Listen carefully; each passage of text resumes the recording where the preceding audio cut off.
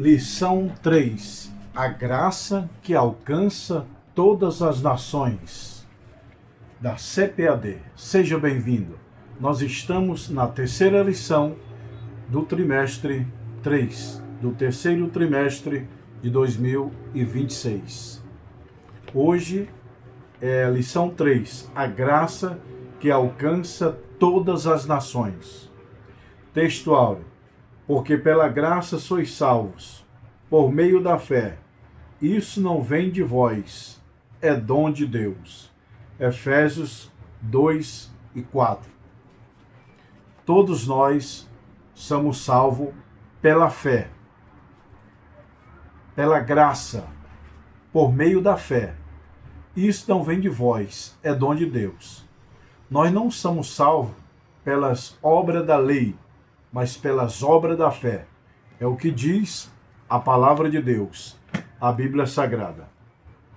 Verdade prática: é pela graça que somos alcançados, perdoados e reconciliados com Deus. Pela graça. O que significa a graça? Favor imerecido. É pela graça que somos alcançados, perdoados e reconciliados por Deus. Eu sempre falo das minhas aulas de teologia, que eu dou aula de teologia, eu sempre falo: Deus salva o pecador, Jesus justifica o pecador e o Espírito Santo regenera o pecador.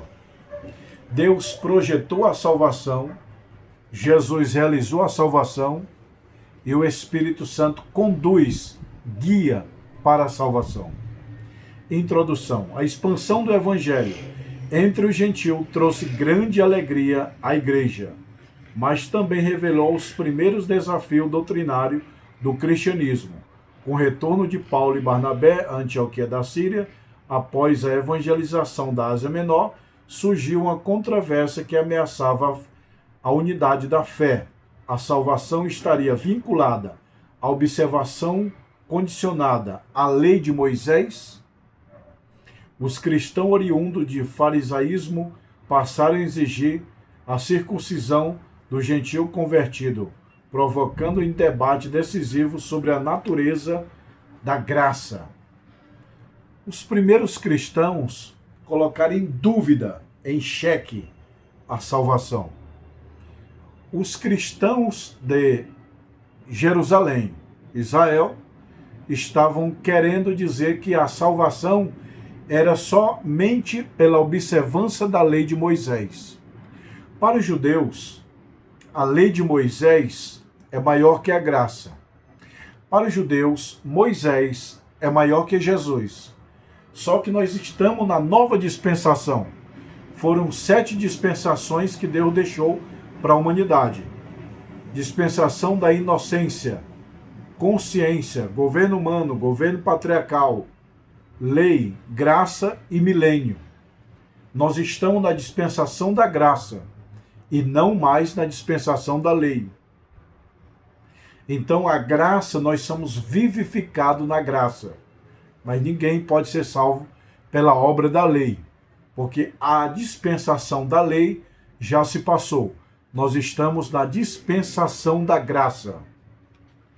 E os cristãos de Jerusalém falaram para os apóstolos: para ser salvo tem que observar a lei de Moisés, tem que observar o sábado, tem que crer que Moisés também é um salvador, sendo que Jesus é o salvador da igreja, a graça é a nova dispensação e o Antigo Testamento nós temos o Novo Testamento.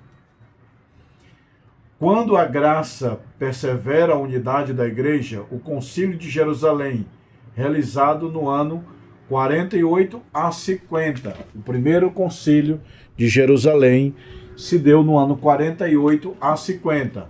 O que é o concílio? É o que diz aqui em Atos capítulo 15, o primeiro concílio dos apóstolos. O que é o concílio? Hoje, para vocês entenderem melhor, seria como a convenção. Aqui no Brasil nós temos a CGADB, a CONAMAD, a CADB. CADB. Ou seja, essas convenções são Convenção Geral das Assembleias de Deus no Brasil. São mais ou menos essa convenção. Eu já fiz parte de uma convenção CGADB, eu sou da CGADB, e nas convenções é tratado os costumes, doutrina da igreja, doutrinas bíblicas, é discutido só entre pastores. Na que eu fui tinha 50 mil pastores do Espírito Santo. Então a convenção de hoje se reúne os pastores para tratar de assunto doutrinário bíblico da igreja. Então esse é o concílio. O concílio são os primeiros apóstolos a se reunir para tratar doutrinas fundamentais da Bíblia Sagrada. O primeiro concílio, ou seja, a primeira convenção, foi entre os apóstolos no ano 48, 50 depois de Cristo. Depois que Jesus morreu, mais ou menos uns 20 anos, aconteceu a primeira convenção geral, que é a convenção dos apóstolos, que eles chamaram de concílio. Concílio é a reunião de todos os apóstolos de Jesus para tratar doutrinas bíblicas da igreja. O concílio reuniu os apóstolos. O presidente foi Tiago, irmão de Jesus Cristo. Nesse primeiro concílio, na primeira convenção da igreja, estava somente os 12 apóstolos, com exceção do irmão de Jesus, Tiago, que foi o presidente desse concílio, dessa convenção. Pedro fez parte, Paulo fez parte, todos os apóstolos se reuniram para tratar alguns assuntos. Isto está registrado no livro de Atos, capítulo 15. Para você que quer saber detalhes, você vai abrir o livro de Atos, capítulo 15, e vai ver tudo sobre a primeira convenção. O primeiro concílio entre os apóstolos está em Atos, capítulo 15. Nesse concílio, nós vamos ver agora o que foi tratado lá. Pedro deu relatório, o que aconteceu nesse concílio. Pedro afirma que a sua experiência na casa de Cornélio mostrado que Deus concedeu o Espírito Santo aos gentios pela fé e não pelas obras da lei. Pedro, na reunião do concílio, disse: Deus salva pela fé e não pelas obras da lei. Aí ele conta o testemunho. Ele se levanta no concílio entre os apóstolos, que é a primeira convenção da igreja, no ano 48, 50 depois de Cristo. Pedro se levanta e diz: olha, gente, Deus abriu as portas para os gentios. Deus me mandou pregar lá na casa de Cornélio. Quem foi Cornélio? O primeiro gentio a aceitar Jesus. Aí se cumpre o que Jesus disse para Pedro: eu te darei as chaves do reino dos céus. São várias chaves. Percebe que é plural. Não é a chave, é as chaves do reino dos céus. A primeira chave, da ciência do evangelho, a chave da sabedoria, a chave de poder do evangelho, a chave do poder da abertura do evangelho da salvação, a chave do evangelho que Jesus disse para Pedro: eu te darei as chaves. Jesus entregou as chaves para Pedro e Pedro abriu a porta da salvação por meio de Cornélio, o primeiro gentil. O que é gentil? Povo sem Deus. Hoje a raça humana está dividida em 3 povos: judeus, gentil e igreja. Judeus, povo da promessa de Abraão; gentil, povo sem Deus, povo incrédulo; e igreja.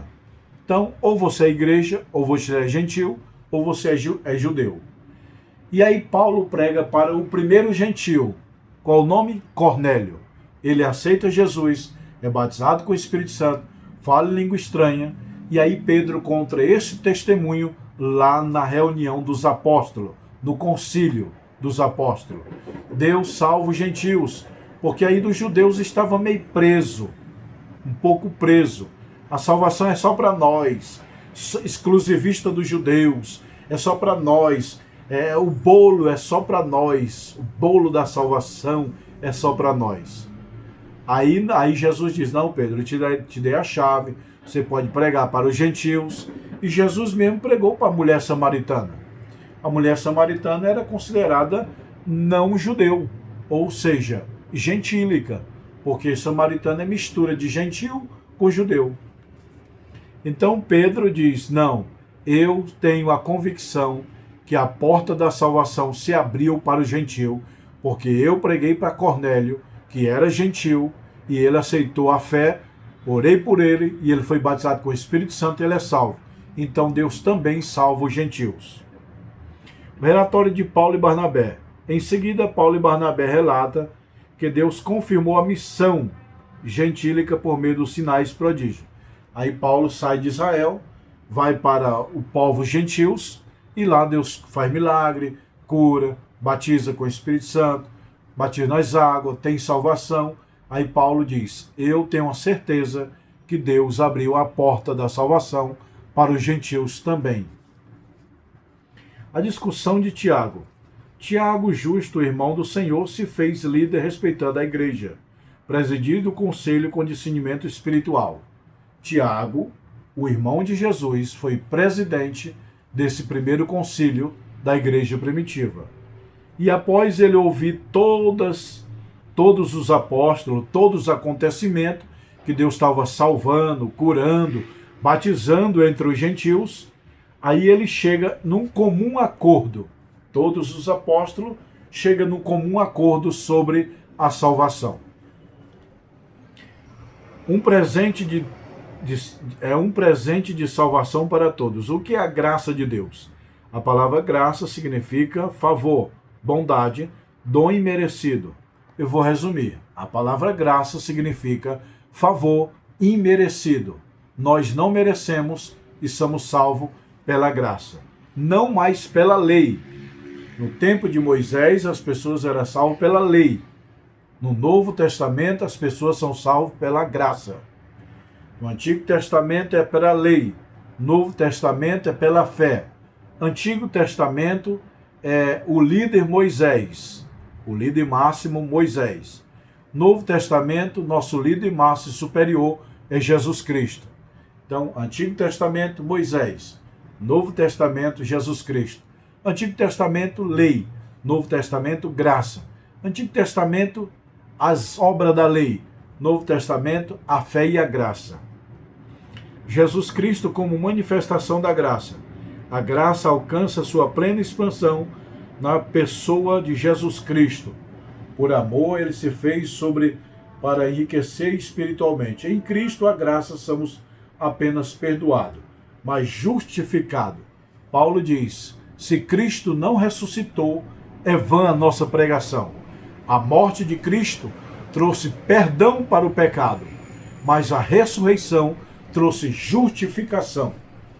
Preste bem atenção. A morte vicária de Jesus Cristo na cruz trouxe perdão para os nossos pecados. João diz, se confessarmos nossos pecados, ele é fiel e justo para nos purificar os nossos pecados por meio do seu sangue. Então a morte de Cristo é para perdão dos pecados. Já a ressurreição é para justificação, ou seja, Jesus perdoa o pecador através do seu sangue e justifica através da ressurreição de Jesus Cristo. Aí confirma o que Paulo diz. Se Cristo não ressuscitou, é vã a nossa fé. Mas como ele ressuscitou, a nossa salvação é garantida. A graça é para todos os povos, sem exceção. Lá em João capítulo 1, está dizendo assim, porque ele veio para os seus, e os seus não receberam, mas lhe deu o poder de todos que creem no seu nome, seres feito filho de Deus. Então, Jesus veio para os seus. Quem é os seus? Os judeus. Jesus veio e falou, judeus, eu sou o Messias, sou o Salvador, sou o Filho de Deus. Os judeus, não é não. Não é não? Então eu vou para os gentios, porque eles querem a salvação. Aí se cumpre, ele veio para os seus, e os seus não receberam. mas lhe deu todo aquele que crê no seu nome seja feito filho de Deus. Também outra parte da Bíblia diz assim: porque os primeiros, que eram os judeus, serão os últimos, e os últimos, que eram os gentios, serão o primeiro. No arrebatamento da igreja, os gentios vão subir primeiro, os gentios não. O povos que era gentil, que agora é igreja, na hora do arrebatamento, sobe com Cristo primeiramente. E os judeus, que era para ser primeiro na salvação, vão ficar para o milênio. Só vão ser salvos depois da grande tribulação. Você vira aí, pessoal? Cumpriu-se a profecia de Jesus. Porque os primeiros serão os últimos, e os últimos serão os primeiros. O que isso significa? Os primeiros eram os judeus. Já que os judeus não creram em Cristo, os últimos, que eram os gentios, creram. E agora os últimos vão ser os primeiros a subir no céu, no arrebatamento. E os primeiros, que eram os judeus, vão ser os últimos para ser salvos no final da grande tribulação. Crescendo na graça. Como nos aproximar do trono da graça? Crescer na graça e no conhecimento de Cristo pressupõe amadurecimento espiritual contínuo. Eu sempre falo, quer amadurecer, você tem que crescer na Bíblia, na palavra de Deus. Todo amadurecimento, toda maturidade está aqui. Como disse Pedro, crescer na graça e no conhecimento. Com a graça eu sinto o mundo de Deus. Com conhecimento eu entendo o mundo de Deus. Quer amadurecer? Leia a Bíblia. O homem biológico, ele é o que come.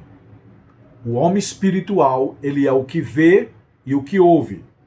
Todo amadurecimento cristão, ele é o que vê e o que ouve. A Bíblia diz em Apocalipse 1 e 3, bem-aventurados que leem, olho, visão, os que vê. Bem-aventurados que lê, visão, e os que ouvem. Todo homem só recebe a sua maturidade cristã vendo e ouvindo. É por isso que a escola dominical é fundamental para o amadurecimento do povo de Deus. Porque na escola dominical nós estamos lendo e ouvindo o professor. E vendo e ouvindo, nós crescemos em amadurecimento. Como diz Paulo, o aperfeiçoamento dos santos. O aperfeiçoamento é o amadurecimento através da palavra de Deus. Se você não se alimenta, você morre. Se você não se alimenta, você nem cresce. Então, se você não lê a Bíblia, você morre espiritualmente. Você nem cresce intelectualmente e nem na maturidade cristã. Quando devemos nos chegar ao trono da graça? As Escrituras orientam que buscamos a graça em tempo oportuno. Hebreus 4,16. Isso significa que o auxílio divino está sempre disponível. A graça é para todos. Deus trouxe o ouro da salvação para os judeus. Está aqui. Jesus veio através de Deus, enviado. Judeus, está aqui a arca da salvação. Sou eu. Ah, não creio não. Então eu vou para os gentios. Mulher samaritana, Cornélio, está aqui. Hoje chegou nós, gentios, que viramos igreja. Como eu falei, a raça humana está dividida em 3 povos. É o que a Bíblia diz. Judeus, gentio e igreja de Deus. Judeu, povo da promessa, descendente de Abraão. Gentio, povo sem Deus. Povos que não creem em Deus. E também a igreja do Senhor que creu em Deus. Alguma dúvida, pessoal? Vamos lá. O que recebemos a nos enxergar em trono da graça? O que recebemos e nos chegamos ao trono da graça? Que nos aproximamos de Deus, recebendo a misericórdia, o perdão, fortalecimento espiritual e a capacitação para viver segundo a sua vontade. Deixa eu relembrar a decisão do primeiro concílio. O primeiro concílio de Jerusalém, que eu citei aqui, que foi reunido somente os 12 apóstolos, com também Tiago, irmão do Senhor, no ano 48, 50 depois de Cristo. O que foi decidido lá? É o seguinte, preste atenção. Paulo dirigiu uma igreja em Antioquia da Síria, recebeu uma visita de alguns crentes lá de Israel, de Jerusalém, mas eles estavam acostumados com a lei de Moisés. Circuncidar. O que é circuncidar? É a operação hoje chamada fimose. Já viu fimose? Pega a ponta do perplux, a parte genital do homem, aquele corim, e corta. Isso dá o nome de circuncisão. Eu vou repetir. Circuncisão física no tempo de Moisés era a parte genital do homem, aquela parte que tem o corim, o pelo final. Aí eles pegavam uma pedra e cortavam. Dava o nome de circuncisão, que hoje nós chamamos de fimose. Pega a criança e corta a ponta do couro do seu órgão masculino. Fimose. Fimose é circuncisão. Então os judeus ensinavam que para ser salvo tinha que circuncidar, tinha que fazer o antigo pacto da lei de Moisés. No tempo de Moisés, na lei, todos os judeus tinham que circuncidar, cortar a ponta lá da sua operação fimose. E aí esses irmãos de Jerusalém foram visitar Paulo na igreja de Antioquia, tiveram a oportunidade de falar e falaram: vocês são gentios, para ser salvo tem que circuncidar, guardar o sábado, confiar em Moisés e seguir a lei. Aí isso deu um nó na cabeça dos irmãos de Antioquia da Síria, que eles eram gentil. E agora o povo de Israel está trazendo o costume da lei. Aí Paulo ficou nervoso e falou: irmãos, ficam aqui, que eu vou lá em Jerusalém. Aí o primeiro concílio foi baseado na convicção de Paulo. Paulo foi o pivô desse primeiro concílio. Paulo diz: Pedro, Tiago, os apóstolos, vamos fazer um concílio? Vamos. Lá nós vamos tratar sobre lei e graça. Porque alguns irmãos de Jerusalém foram lá na igreja de Antioquia falar que tem que guardar sábado, senão não é salvo. Falar que tem que circuncidar, senão não é salvo.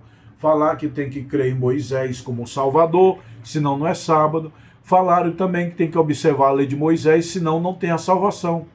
E vocês sabem que nós estamos na nova dispensação, em Cristo.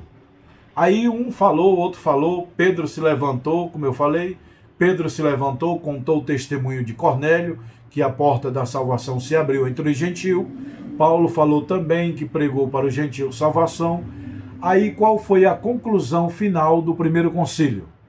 Abster-se da carne sufocada aos ídolos, do sangue, da prostituição. Esses são os pontos principais. E que Moisés foi um grande profeta, mas não serve para ser salvador. Moisés foi um grande profeta, mas não serve como hoje uma referência de salvação para o céu. É apenas um grande profeta da lei, não um grande profeta da salvação, igual é Jesus Cristo. Também os apóstolos falaram que pode trabalhar no sábado normal, que o sábado foi abolido. Como diz a Bíblia, o sábado foi criado por causa do homem, não o homem por causa do sábado. Sabe por que os judeus queriam matar Jesus? Porque ele quebrava o sábado e se dizia igual a Deus. Você sabia que Jesus falou: eu sou igual a Deus, eu e o Pai somos um, eu vim do céu, ele me enviou. Os judeus queriam matar Jesus por causa disso aí. Ele se igualava a Deus, ao Pai, e eles era isso. E também os judeus queriam matar Jesus porque ele quebrava o sábado. Jesus curava, todo sábado Jesus curava. Os judeus ficavam com raiva, dizendo que não podia curar no sábado. Então Jesus mesmo quebrou o sábado. E Paulo fala: não julgueis pelo comer ou pela lua nova, comer ou beber ou lua nova. Não pode julgar ninguém pelo dia de sábado. Jesus quebrou o sábado. O mais importante para a igreja primitiva é o domingo. Jesus ressuscitou aonde? No domingo. João foi arrebatado no Apocalipse, que dia? No primeiro dia da semana, domingo. João diz assim, Apocalipse, eu fui arrebatado em espírito no dia do Senhor. Que dia era o dia do Senhor? No domingo. A igreja primitiva fazia no dia do Senhor, que é o domingo, Santa Ceia. A igreja primitiva celebrava a Santa Ceia todo primeiro domingo. Aliás, todo domingo. O primeiro dia da semana, eles partiam o pão, está lá em Atos. E o primeiro dia da semana, os discípulos partiam o pão. Ou seja, na igreja primitiva, a Santa Ceia era todo domingo de manhã. Então, a igreja não observou o sábado, a igreja observou o domingo. João fala, eu fui arrebatado no dia do Senhor. O dia do Senhor é o domingo. A igreja primitiva fazia a Santa Ceia no domingo. Jesus ressuscitou no domingo. Então, o sábado não tem nada a ver com salvação. O sábado é para os judeus. Por que não guardamos o sábado? Porque o sábado é para eles. Deus libertou ele da escravidão do Egito e deu o sétimo dia, que é o sábado, de descanso, para eles lembrar que era escravo lá no Egito. E agora eles estão livres. Mas a igreja nunca foi escrava. A igreja sempre foi livre. Então, o primeiro concílio, ele tirou o sábado, tirou Moisés do alvo da salvação. O Antigo Testamento, que a lei é para observar, mas o Novo Testamento é mais importante. E eles também proibiram carne sufocada. Pega uma galinha e mata carne sufocada. Tem que matar a galinha, derramar o sangue, só assim pode comer. A Bíblia proíbe comer carne sufocada. O que é carne sufocada? Você pega a galinha, aperta o pescoço e ela morre. Lá dentro do corpo dela está cheio de sangue. Os apóstolos proibiram isso aí. Carne sufocada é proibida. Também ele proibiu o sangue. E também na antiga dispensação Deus proibiu o sangue. Deus falou, Noé, mata os animais e come. Porém, não coma o sangue, Noé. Porque o sangue é a vida do animal. O sangue é a vida. Não podemos comer sangue. É errado comer sangue. Pega o sangue do animal, cozinha e come. Biblicamente, é reprovável. Carne sufocada, reprovável. A carne consagrada a ídolos, também reprovado. Aqui no primeiro concílio. Então, o primeiro concílio reprovou carne sufocada, o sangue, carne sacrificada aos ídolos e a prostituição. Porque no tempo de Israel, de Paulo, os romanos faziam festa pagã, oferecia os boi a demônio e o que sobrava vendia entre os açougues de Israel. Aí Paulo fala, abstei da carne sacrificada a ídolos. Abster-se do sangue. Não pode comer sangue o cristão. Não pode comer carne sufocada e abster-se da prostituição. Conclusão. Resumindo, o Concílio de Jerusalém afirmou a salvação é exclusivamente pela graça, abrindo caminho para a expansão universal do Evangelho. Conclusão da lição 3. Não é mais a lei, é a graça. Não é mais Moisés, é Jesus Cristo. Não é mais o sábado, mas é o domingo. Não é mais a circuncisão, mas o batismo, a Páscoa. Tá bom, pessoal? Que Deus te abençoe. Se você gostou dessa aula, compartilha no grupo das tuas igrejas, do WhatsApp. Se inscreva no canal para não perder as próximas aulas. E se você quer fazer o curso de teologia, eu dou aula do curso básico, médio e bacharel em teologia, à distância. Você me chama no WhatsApp, eu mando esses livros para sua casa, tá bom? Nós temos curso básico, médio e bacharel. Se você quer fazer o curso de teologia, você vai me chamar nesse WhatsApp, tá bom? Aqui é os livros, o anel, aí pessoal, o anel, canudo de formatura, tem formatura de teologia, que é o anel fino e o anel grosso. Quem quiser os livros de teologia, você vai me chamar nesse WhatsApp aqui, ó. Tá bom? Shalom Adonai.